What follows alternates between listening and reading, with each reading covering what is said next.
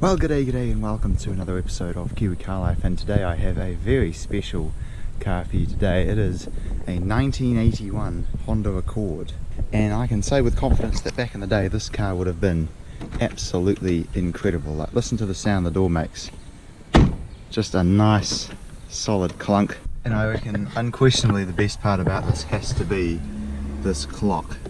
The satisfying way that it changes through all the numbers.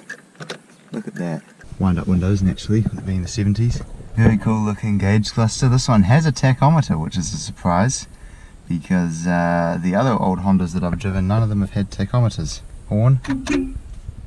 And yeah, everything else about the cabin, it's obviously very simple, has no radio surprisingly, but typical Honda, man. The gearbox just feels so nice, and this car is 40 years old. It's absolutely incredible.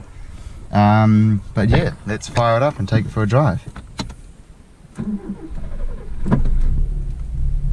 Okay, here we go. This is like stepping back in time, and of course naturally with it being the 80s, no power steering, but the clutch is really easy and nice to use. The brakes feel pretty good. And the throttle, obviously with it being a cable throttle, is very responsive. And man, I have driven this around the block just before, but the first thing I said to myself was, wow, I am shocked and amazed that this car is 40 years old. The comfort of this car is incredible. Handbrake still works well. Hill start's easy peasy. And this car is from the early 80s. Like, my dad was 11 when this car came out, and he's now 50, to put that in perspective. And like, it's staggering. The quality and the fit and finish on the inside of this car is staggering. It's nice to drive. The suspension is so comfortable, and these seats are really nice as well. The other day I was driving an early 2000s Ford Escort, and I don't mean to hate on Ford, but the seats were horrible. The ride comfort was terrible, and this thing was probably faster than it too. And this car is over 20 years older. Look at that, you can heel toe. You do have to sort of handle the steering wheel in a different manner because there's no power steering. That's foot on the floor.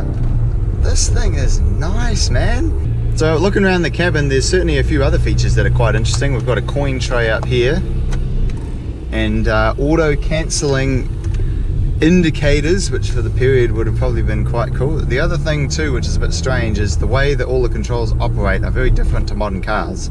So first of all, the lights are on the stalk as you'd expect, but the high beams, you don't pull it in. Maybe you do pull it in, but you can push the button on the end of the indicator stalk here to activate the high beams too, which is a bit strange. On modern Hondas now, that's what activates your lane watch camera.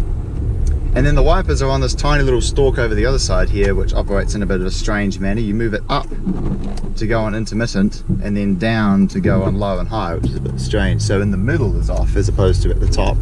And you do have a fan, which works and blows cold air. Would you look at that? But yeah, I guess in conclusion, I am staggered that this car is 40 years old. It just doesn't feel this old at all. Like, nothing about this car feels old. It feels like a modern car, and I mean that seriously. If you drove one of these, it's comfortable, the steering is direct, the engine doesn't hesitate or do anything strange even though it's carbureted. The gearbox feels really nice, driving position's great, it's comfortable. Man, what more can I say? This car is phenomenal. Well, there we go. Thank you very much for watching this episode of Kiwi Car Life. I hope you found it interesting, taking another trip down memory lane. I'm making a bit of a tradition of this, reviewing old Hondas. If you are interested in some of my other old Honda reviews, I do have a review of a first-gen Civic, which you can check out.